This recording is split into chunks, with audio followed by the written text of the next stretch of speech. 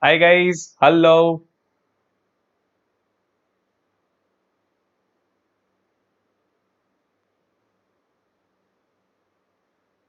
1 minute.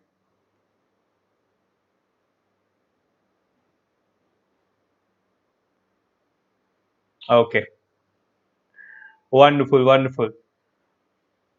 All set. So warm welcome to all of you. Welcome to Vedantu. Welcome to We Learn English. Welcome to this live session with DG sir. Okay, I've started calling myself DG for some reason. That sounds cool, right? Dhiraj Gapeja, DG.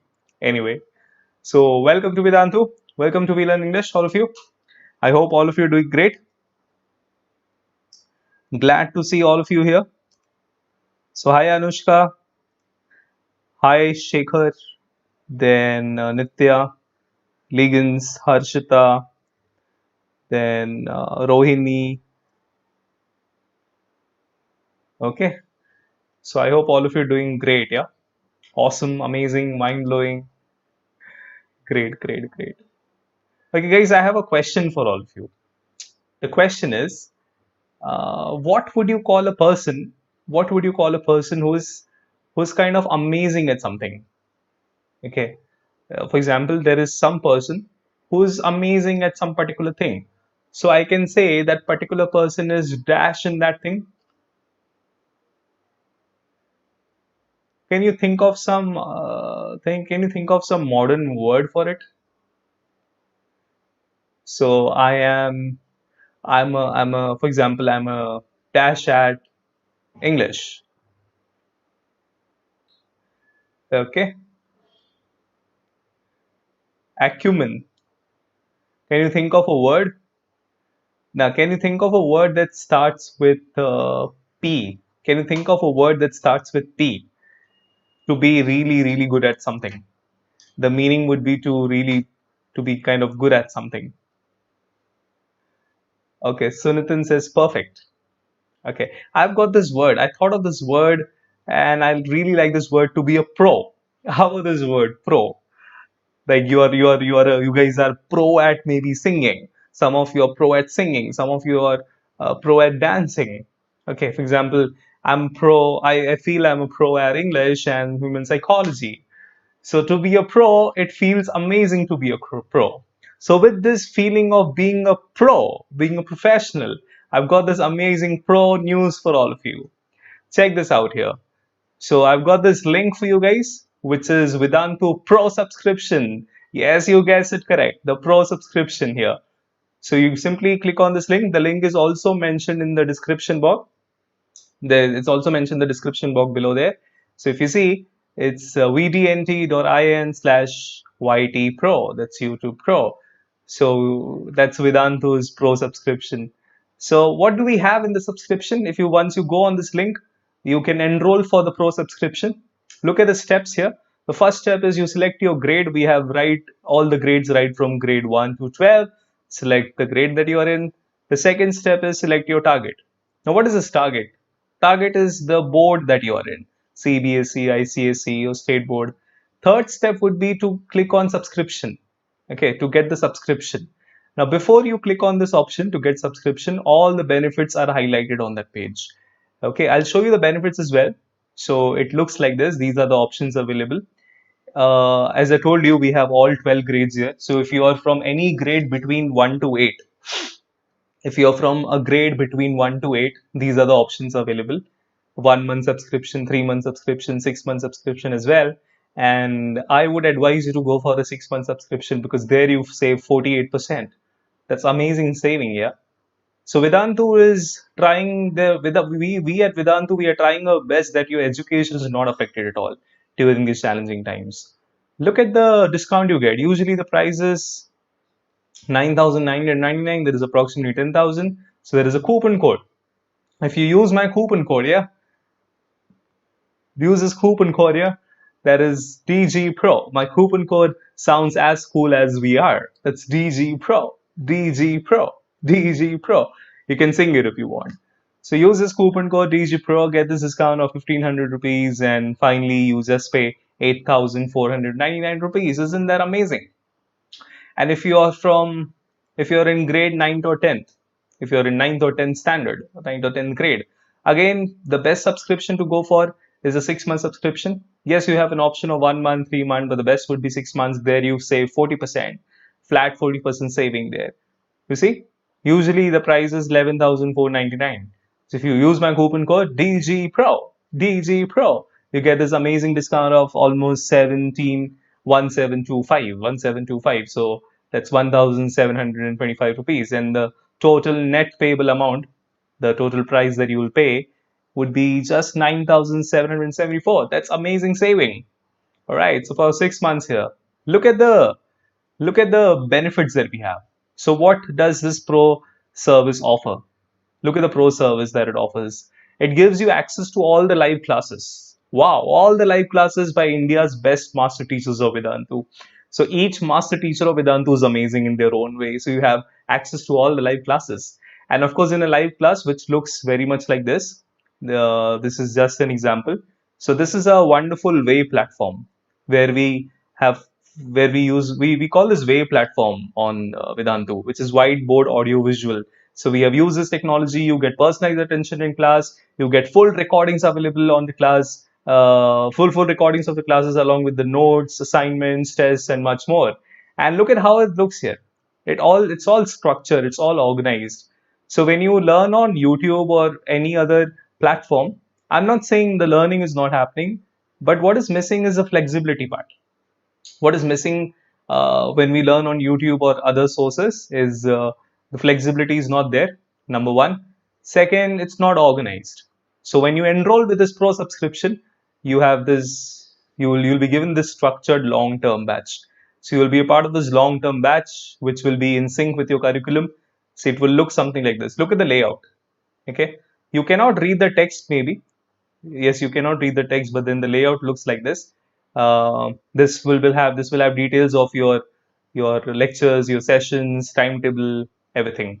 So all chapter-wise micro courses will be given to you. At least 2 live classes for each chapter every month. Isn't this amazing? At least 2 live classes. Complete crash course is provided before exams to revise entire syllabus. That's amazing, yeah? That's actually like a pro subscription. And these are the main benefits, that you have the freedom to make your own study plan and curriculum. Like, you have the freedom because there'll be variety of options, there will be range of options that will be given to you, options in terms of timings. So you decide the timing. Where will you get this kind of service? This is amazing, yeah? So Vedantu is doing something amazing. You'll be getting test series will be given to you, assignments, learning material will be provided, and there is something called RPR, which is regular performance reports will be sent to you. So isn't it like a pro subscription, guys? So I'm sure all of you are excited to know more about it. I'm sure all of you are excited to know how it works on Vedantu, really. So if you really want to know that, really want to experience that, make sure you trust the brand Vedantu and just go and subscribe. Just go and buy this service. Use my code DG Pro. DG Pro. You can sing it if you want. Sing it as many times as you want. It sounds cool. DG Pro. DG Pro. So use the code. Avail the discount. Make the best use of this offer. Okay. So now we begin with the session. This is the second session. This is the second session of the topic Subject-Verb Agreement, which is also called Concord, right? If you haven't watched the first session, I would request you to watch the first session here. And so here we are doing the second session today. So what did we do in the first session? For those who don't know me yet, that's what my name is, Dhiraj Gabeja. Those who are new to the channel, and if you're new to this channel, make sure you like the video right now if you really find it useful, and share it with your near and dear ones, with your friends as well. And the best part, the most important part, make sure you subscribe to the channel right now and hit the bell icon as well, because you're gonna learn it with DG, sir. that's what my name is. So you can call me DG. That's okay. That sounds cool, right? So I have been teaching English for more than 9 years. I'm a master teacher here at Vedantu. And I'm not only an academic English teacher, but then I'm a communication trainer and a human psychologist as well. So I have taught and mentored more than 10,000 students, and I've trained more than 1,000 people on communication skills, and of course on mind counseling sessions as well. And right now I'm really happy. and excited to be with all of you. That's right. So, what is that we saw in the previous session? I'll do a quick recap of the introduction. What is this subject-verb agreement all about? What is that we learned in the previous session? Let's look at this. See, you already know what subject and verb are. All of us know what a subject is. Like noun or pronoun, which is the doer of the action before the verb. That's what a subject is. All right. We all know what a verb is. You know, a verb that shows action, state of being, state of doing. So we know the subject and we know the verb. Okay, I hope all of us know this.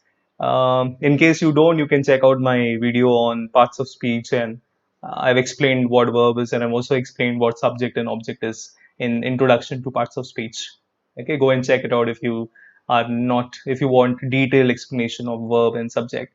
So subject is basically the noun or pronoun that is the doer of the action before the verb, and the verb is action itself, and besides action it is state of being, state of having as well. So the words like am, is, are, was, were, be, have, has, had, do, does, did, we have discussed this earlier. Now what is the subject verb agreement? What is a subject verb agreement? Look at this here. So if I say I are a teacher, see how ridiculous it sounds. I are a teacher. Now, why does it sound ridiculous? Why does it sound meaningless?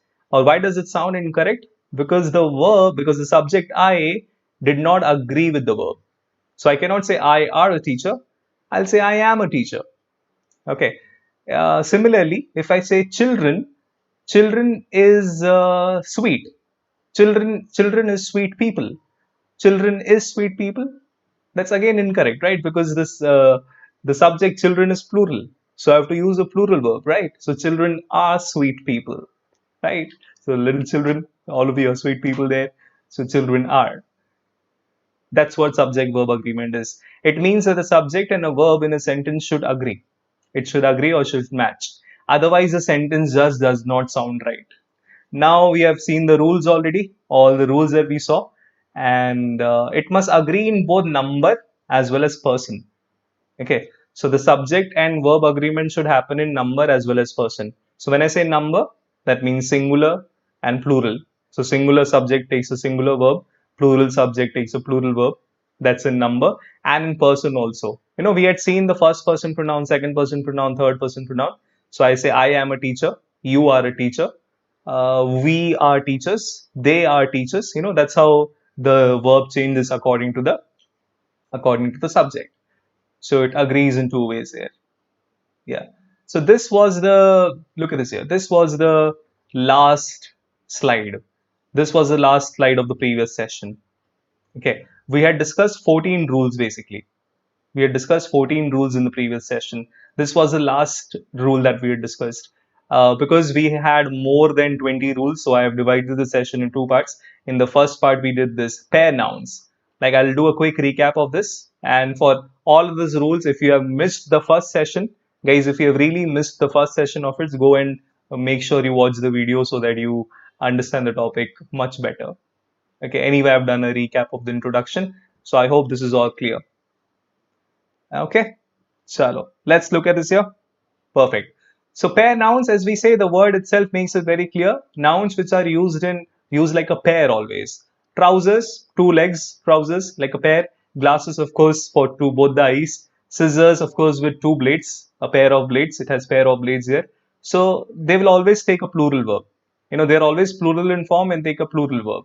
So these trousers need cleaning, not needs. Your new glasses are very nice, not is very nice. Here are the scissors, not is the scissors. And it's never scissor and scissors. So if you want to make it singular, you can use it like this, pair of. Not a trouser. You cannot say a trouser or two trousers. Using a trouser or two trousers, that will be incorrect. You can say a pair of trousers or two pairs of trousers. Look at this here. This pair of trousers needs cleaning. So you're talking about that one particular pair of trousers. How have three pairs of scissors managed to disappear? That means you're talking about three different pairs, three different scissors here. So three pairs, you see? How have three pairs of scissors? Why pair? Because each scissor has two blades, right? So if you want to make it singular or plural, you can use a pair with it. That's what we have seen. Now, before we begin the session, Before we begin the second session here, look at this here. Try to answer this riddle. Where do cheerleaders eat? What do cheerleaders eat for breakfast? What do cheerleaders eat for breakfast? Can you just guess? Cheerleaders, we all know these these ladies who are cheerleaders here. You can see that in the image. What do you think they eat for breakfast? Any guesses? No, there is. It's a type of a cereal. It's a type of some cereal. It is actually Cheerios. Cheerleaders. So it's Cheerios. Cheerios. It's a cereal. Just if you don't know about this, just simply Google up. It's kind of healthy to eat. Okay. So look at this here. Let's look at this. Let's look at this next rule. Okay, the 15th rule. Pay attention here. The 15th rule. Look at this here. Some nouns which are plural in form but singular in meaning, they take a verb in singular form. These nouns from the spelling they look plural. For example, the word news, because it has s to it. The word wages, physics, politics. You may think this is plural. Okay, but it is actually singular in meaning. It looks plural in form. It looks plural in form because of the spelling, because it ends with s here. So news, wages, subject called physics or politics. It is plural in form, but the meaning is always singular. So if the meaning is singular, it takes a singular verb. So the news is true, not are true. The wages of the sin is death. Wages of the sin as in if there are people who commit sins, that is some bad deed, is death. No, this is just an example. Don't take it seriously. So the wages, look at this here. Wages of sin is death, not our death. Physics is a branch of science, right? Not our branch of science. Politics is the business of his life, not the business of his life. See, that's how it is. Let's look at the 16th rule here. 16th rule, some nouns are always plural and they take a verb in plural form only. Look at these words. These nouns are always used in the plural form. Belongings, clothes. Okay, this is not cloth, it's clothes, clothes. There is a Z sound there. Goods, earnings, savings, riches, premises. It's not actually premises, it's premises. This is a very common mispronunciation error.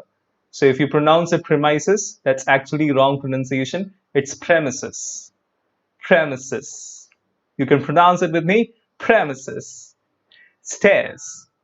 Stairs. These words. So all these words are always plural. Look at this here. Riches have wings here. So when we say riches here, we're talking about rich. It's actually rich. Or you can either pronounce it riches or it's actually rich also. We're talking about wealthy people. Yeah, super rich people. They kind of, have some become egoistic. So they have wings kind of thing. So rich have wings. Okay. And the second one, if you see, the goods were found to be defective. Because this is always plural. It takes a plural verb. Okay. My belongings have been robbed. Harshita has a question, premises. What is premises? Premises simply means some area. Premises of your house, premises of your building, premises of your school, the area. It means area. It's always used plural, in a plural way. For example, the premises of my school are clean, or the premises of my house are full of nature, something like that. Yeah. So make sure with these nouns, we always use a plural verb because these nouns are always plural. That is belongings, clothes, goods, earnings, savings, riches or rich, premises or stairs. Perfect, perfect, perfect. Let's look at the next one. 17th rule is this one. Look at these cute oranges here. Look at these cute oranges. They're kind of looking at each other. Okay. If you like the animation here, guys, if you like this animation, if you find the slide to be attractive, make sure you express your love, express your likeness by hitting the like button right now, and leave your valuable comments also. Leave your feedback. Okay. I would request all of you to leave as many comments as possible. Yeah, leave as many comments as you can. You can give some feedback also. You can give your suggestions, and you can of course express how is that you find the session to be perfect. So look at this here. Now, when the subject of a sentence is a phrase, for example, there is a group of words. Phrase is what? A group of words. So, when the subject is a phrase, the verb must agree with the main noun in the subject group. What does this mean? Look at this here. Many leading members of the opposition party have tried to justify the decision. Look at the use of the verb have. Look at the use of the verb have. It agrees with the members, because the subject over here is many leading members of the opposition party, even though there is only one party. But then what is the main subject here? The main subject over here is members, and members is plural. That's why we're using a plural verb, have. Look at the second one. The only excuse that he gave for his actions was that he was tired. Look at this here. Even though the word actions is plural, but then the main subject over here is the excuse, the only excuse that he gave for his actions. So the subject is more than one word. Look at this here. So when the subject of a sentence is more than one word, that is, it's like a phrase or a clause, the verb must agree with the main noun. So in many leading members of the opposition party, what is the main noun here? Members. The only excuse that he gave for his action, what is the main noun here? Excuse. The quality of the oranges. The quality of the oranges is very good, not are very good. Why? Because if you see in this subject, the quality of the oranges, the main subject is quality, not oranges. Even though oranges is plural, we are not saying are good. We are saying is very good, because the main subject is quality, and of course it is singular. So there is a singular verb used here. We are not saying the qualities of the oranges. We are saying the quality of the oranges. Okay. I hope this is clear for all of you. Amazing. Let's look at the next rule, the 18th rule. Look at these cute little mice here. These two mice, they are enjoying this cake. Nice animation, right? It's a nice gif. Okay, look at this here.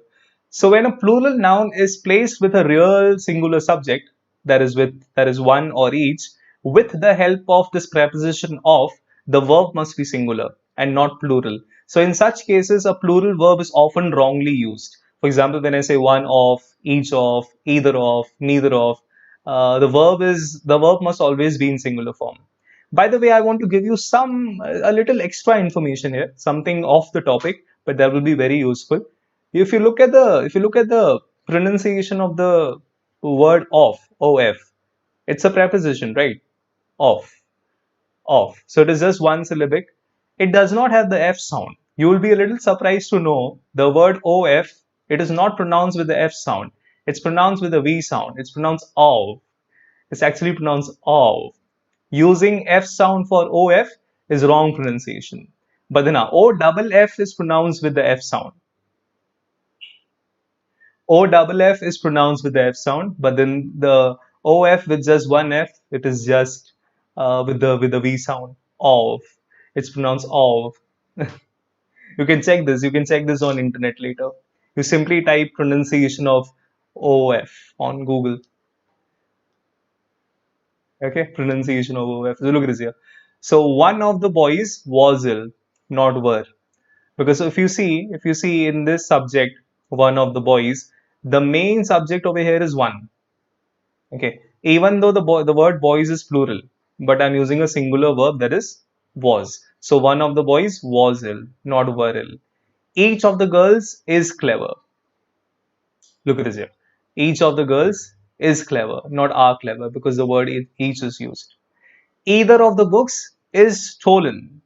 Either of the books is stolen, not are stolen. Look at this here, because I'm saying the word either. So either is the main subject here. Each of the rats, look at this here, there are two rats here. So each of the rats was given a cake. So each of the rats was, not were. Why? Because if you look at these words, one, each, either, and again the each in the last sentence, if you see, these are the main subjects. That's what is written here. So when a plural noun is placed with a real subject, that's the main subject, and it is used in this phrase, with the preposition of. So one of the boys, each of the girls, either of the books, each of the rats.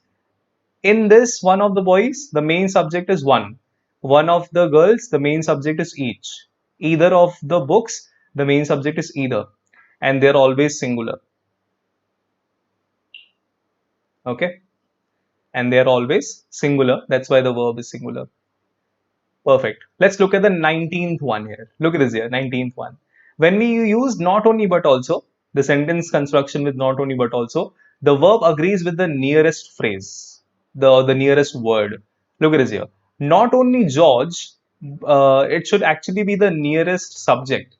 The verb agrees with the nearest subject. Yeah. So that's how it's going to be with the nearest subject. So with not only but also. Look at this here. Not only George, of course, George is just one person, but also his friends are buying books. Look at this here. So I'm saying not only George, but also his friends. Now, why am I using are here? Because the subject friends is plural. Okay, the subject friends is plural. You see this? Yeah, and we have to use the verb according to the nearest subject. What is the nearest subject?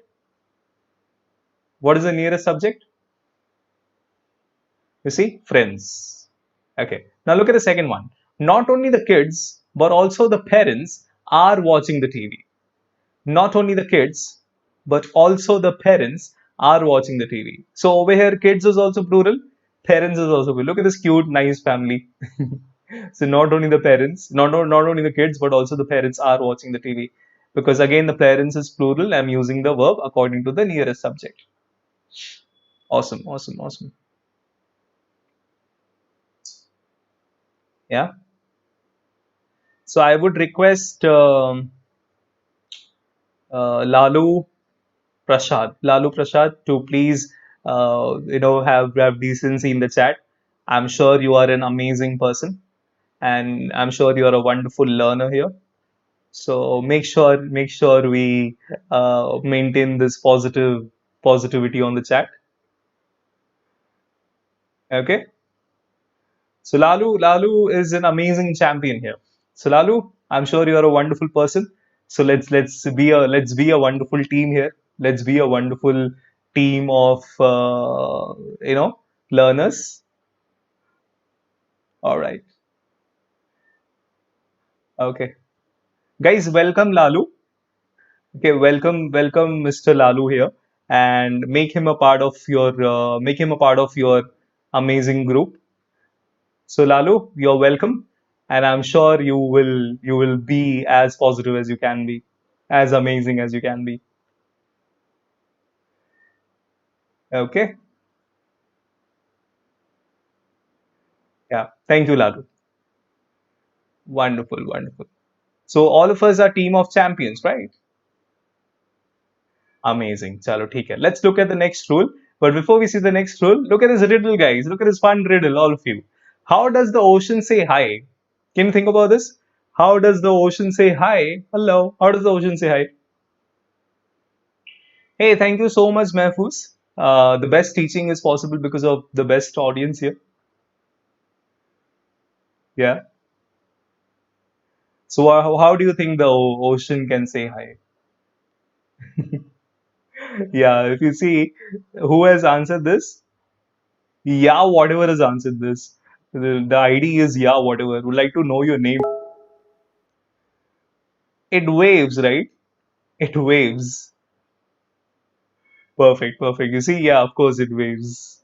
Right, it's waving. So the ocean is waving. Awesome. So it's like saying hi.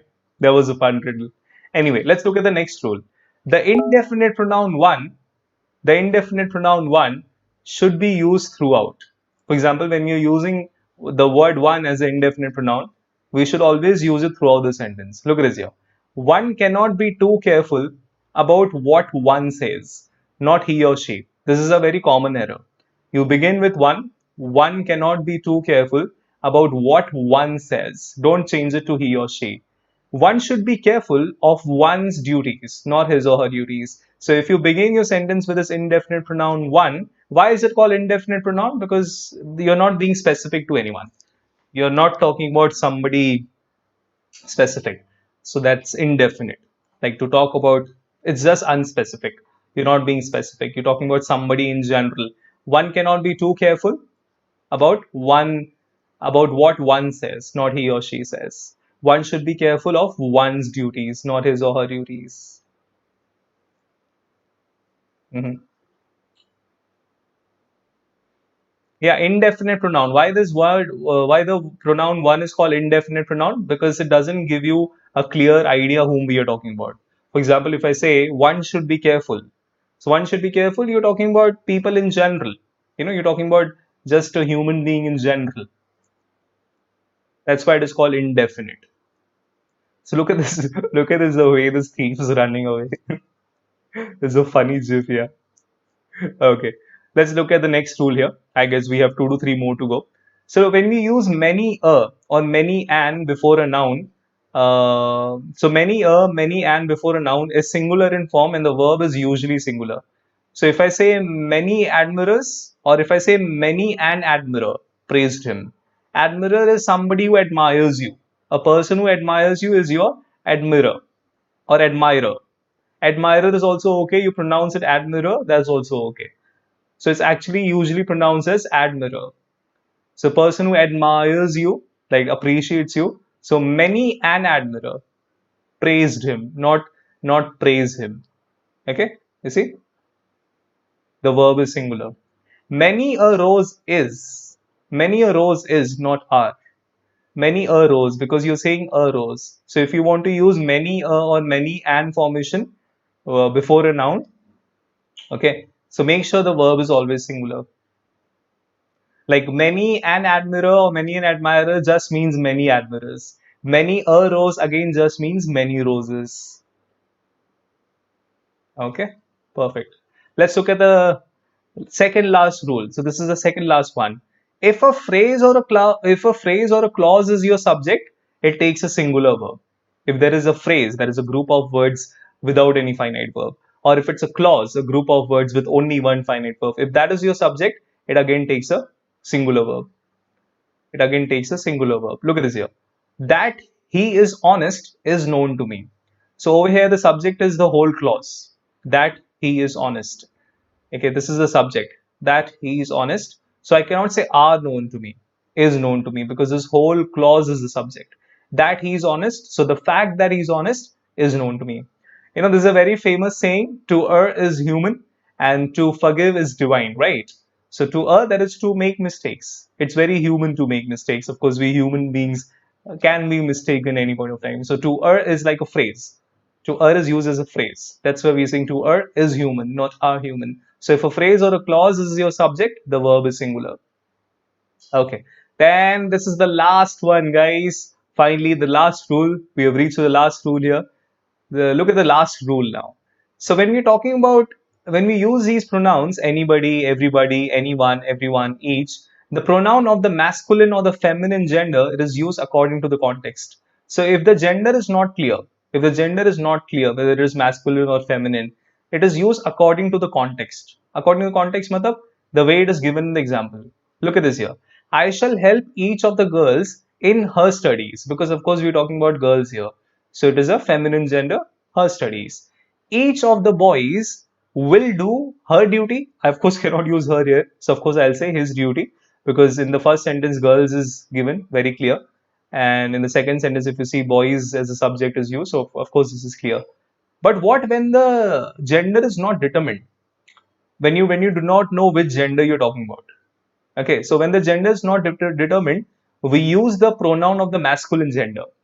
Now, don't take it as partiality. Okay, this is not partiality that we are using a masculine gender and why not a feminine gender. This is just like a general rule. Okay, girls, don't get disappointed here or don't be angry with me about this because I have not made this rule. So when the gender is not determined, we use a masculine verb here. Okay, a masculine gender when the gender is not determined from the pronouns. So look at this here. Each must do his best. So when you're saying each must do his best, each person you're saying, you don't know which gender. So because we don't know which gender, we are using the masculine gender. So each must do his best, not her best. Anyone can do this if he likes, because you're talking about them in general. You're talking about them in general. We don't know which gender. Everyone likes to have his way, not her way. If anybody knows the truth, let him tell it. Okay, see, like if anybody, it could be anyone, it could be a male or a female, but then because the gender is not known, we are using the masculine gender him. So let him tell it, not let her tell it. Okay, so we are using this masculine gender if the gender is not mentioned, if the gender is not clear, it's not determined, we don't know which gender we are talking about with these indefinite pronouns. And I have not made this rule, so girls, ladies, don't get disappointed here. This is a general rule made by, this is kind of a general rule made by maybe a team of grammarians, so don't get angry or upset with me. Anyway, perfect, perfect, perfect. So that's all about the session, guys. We have completed this most challenging, one of the most challenging topics, that is subject verb agreement. We are done with the part 2 as well. I will come up with the part 3 of the same topic, and where we will practice many examples. We will practice examples and I'll introduce quiz as well.